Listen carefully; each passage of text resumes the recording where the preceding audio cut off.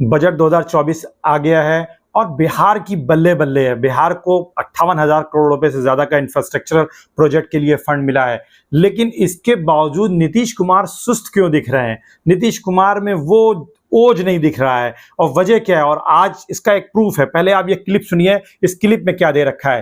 ये काम हम लोगों ने करवाया और जब सब लोगों ने सपोर्ट किया और जब सब लोगों को सपोर्ट किया गया पूरी सर्वसम्मति से, अरे महिला हो, कुछ जानती नहीं हो,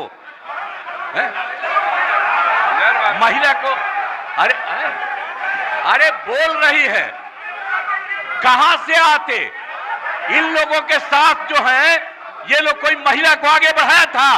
इस क्लिप में आप सुन रहे हैं ना कि एक बिहार की महिला विधायक के ऊपर किस तरीके से आरजेडी की जो महिला विधायक हैं उनके ऊपर ये गुस्सा हो जाते हैं नीतीश कुमार, कहते हैं कि आप महिला हैं, यानी महिलाओं पर अपनी खींच निकाल रहे हैं, इतना गुस्से में हैं। आखिर वजह क्या है? जब बिहार को इतना ज्यादा इंफ्रास्ट्रक्चरल प्रोजेक्ट मिले हैं, बिहार के लिए 3 एक्सप्रेसवे आए हैं, बिहार में गया में जो है लुधियाना कोलकाता कॉरिडोर का हेडक्वार्टर बनने जा रहा है, इसके अलावा इंडस्ट्रियल हब वहां बनाया जाएगा और वहां पर बाढ़ के लिए पैसे दिए जा रहे हैं, 11,500 करोड़ रुपए का बजट दिया गया है, इतना सब कुछ मिला है। इसके बाद भी वो इतना ज्यादा गुस्से में क्यों है? इस गुस्से की वजह क्या है? अगर इस गुस्से को डिकोड करने की आप कोशिश करेंगे तो आपको समझ में आ जाएगा, क्योंकि कहीं ना कहीं वो उनकी जो मांग थी प्रधानमंत्री नरेंद्र मोदी जी ने अपने बहुत ही चाणक्य के साथ मिलकर के, जो कि गृह मंत्री हैं, एक तरफ बिहार में इंफ्रास्ट्रक्चर प्रोजेक्ट लेकर के आए हैं, उसका बेनिफिट डेफिनेटली केंद्र सरकार को मिलेगा, क्योंकि वो केंद्र सरकार की योजनाएं हैं, केंद्र सरकार उसके लिए फंड प्रोवाइड करेगी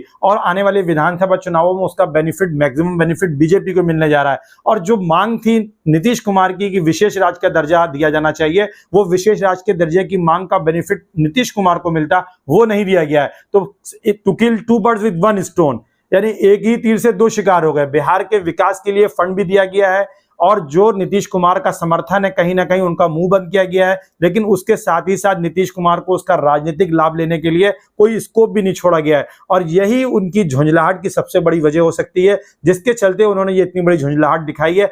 अदरवाइज इस तरीके की झुंझलाहट, वो भी एक महिला के ऊपर, जिस तरीके से सदन में उन्होंने झुंझलाहट दिखाई, वो कभी नहीं करते। और उनकी छवि तो बड़ी सुशासन बाबू की रही है, वो एक सौम्य नेता माने जाते रहे हैं, लेकिन वो झुंझलाए हुए क्यों थे? क्योंकि वो कहीं ना कहीं राजनीतिक रूप से अब घिर गए हैं, राजनीतिक रूप से कमजोर पड़ गए हैं, उनकी जो राजनीति थी वो कमजोर पड़ गई है। जिस तरीके से उन्होंने बार बार दल बदल किया, उससे उनकी छवि बहुत नकारात्मक रूप से नेगेटिवली इंपैक्टेड हुई है। जनता में उनका जो ट्रस्ट था वो कम होता चला गया है। हालांकि उनके 12 सांसद जीत करके आए हैं लोकसभा चुनाव में, लेकिन वो एक अर्थमेटिक है, वो एक केमिस्ट्री थी, उसका एक रिजल्ट मिला है और उससे आप इंकार नहीं कर सकते हैं। और अगर ये इक्वेशन उनका आरजेडी के साथ होता तो बीजेपी के लिए सिचुएशन डिफर हो जाती। लेकिन इसका मतलब ये कभी भी नहीं है कि अगर नीतीश कुमार विधानसभा चुनाव अकेले लड़ेंगे तो वो विधानसभा में एक बड़े दल की भूमिका में आएंगे। और इस बार बिल्कुल इस बात का बिल्कुल क्लियर इंडिकेशन है कि बीजेपी ज्यादा सीटों पर चुनाव लड़ेगी, ज्यादा सीटों की डिमांड करेगी